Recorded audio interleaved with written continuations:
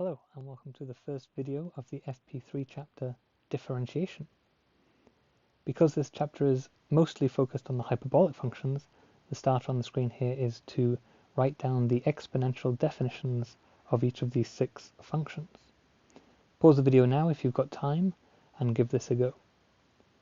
I'm going to write them on the screen, starting with sinh x, which is e to the x minus e to the minus x divided by 2. Cosh x is very similar, but it's a plus. Tan x is sinh divided by cosh, so we end up with this. Or you might also see it written, if you divide each of those 4 by e to the minus x, written like this.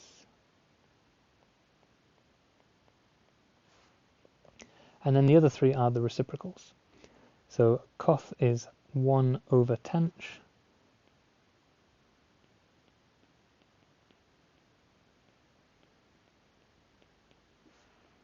Cosec is 1 over sinh.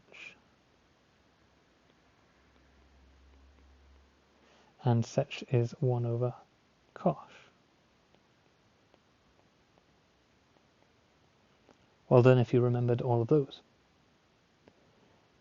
This chapter is split into 3 fairly straightforward sections.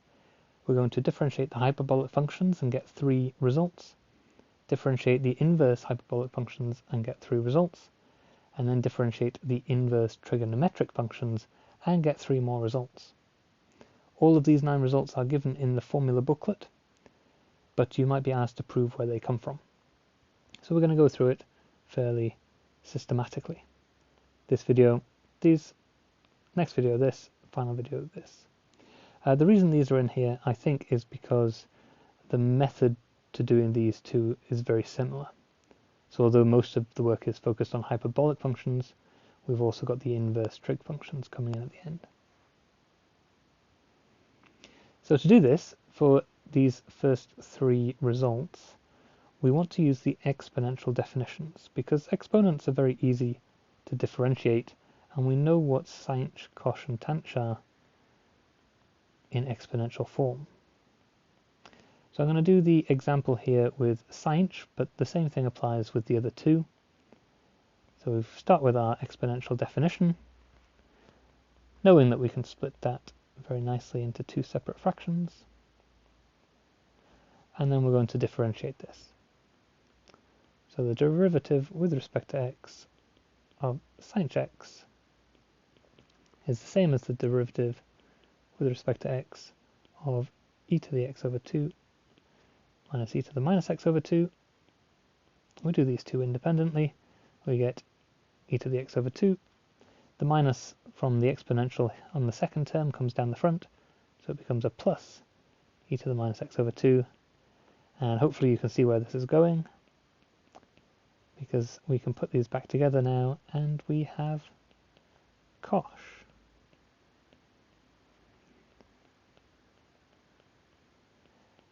At which point you might think, hang on a minute, that looks a lot like the trigonometric result.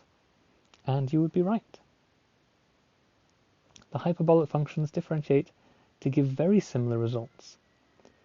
But if you go through the same process with cosh, you don't get negative sinh, as you would with cos differentiating to negative sine. It gives a positive sinh. Try it for yourself. Make sure I'm not getting this wrong. So here's the first result, which I did on the previous page. This is the second result, which is different to its respective trig function. And this is the third result. And as I said, these are given to you on the Edexcel 2018 formula booklet for the International A-level. So you don't need to remember them, but you do need to be able to prove them, potentially. If you are interested in the reciprocal results, I'm going to put them on the screen here, but I hope you realize you can go through the same process and get these results by differentiating the exponentials. And notice it gives very similar results to the trig again, with one caveat. The differentiating sech, instead of giving sech tanch, gives a negative sech tanch. So if you differentiate sec, the negative is not here, it's sec tan. When it's the hyperbolics, you have a negative coming in here. The other two results are very similar to their trig counterparts.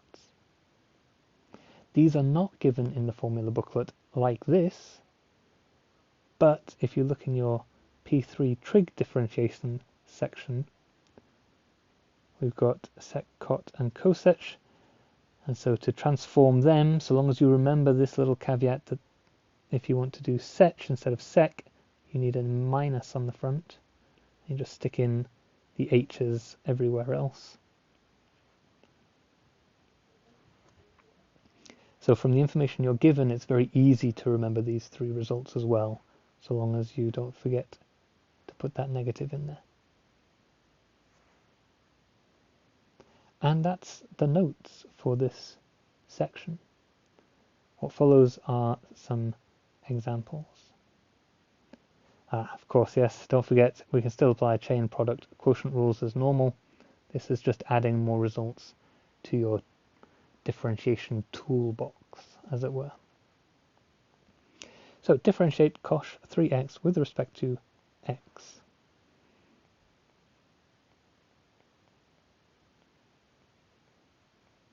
Cosh 3x, that's a function within a function, so we apply the chain rule and we get 3 sinh 3x.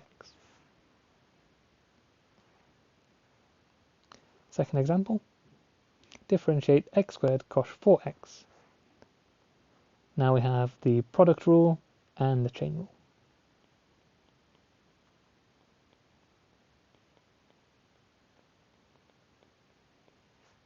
So a bit of do, leave, leave, do, if that's how you remember it. 2x times cosh 4x, and then x squared times the derivative of this, so we get 4 times sinh, so we've got 4 with the x squared from the question, sinh 4x.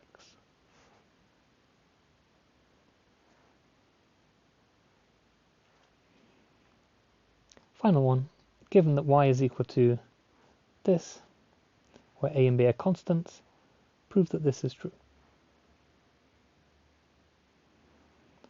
So we're going to need to differentiate y with respect to x. Cosh becomes a sinh, and the 3 in here comes out the front, so we've got 3a sinh of 3x. Same on the second term, we've got the 3 coming out the front, b cosh of the original 3x. And then we want to differentiate again, because we want the second derivative. And you can see the same thing's going to happen, and it's not going to change because the sinh and the cosh both produce positive results. If this was a trig equation, we would end up with a negative on both terms. But in this case, they're all staying positive. And we get back to the original functions.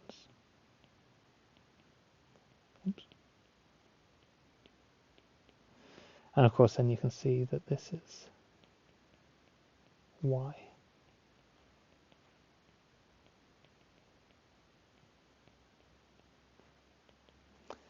So the second derivative is indeed equal to 9y. And there we go.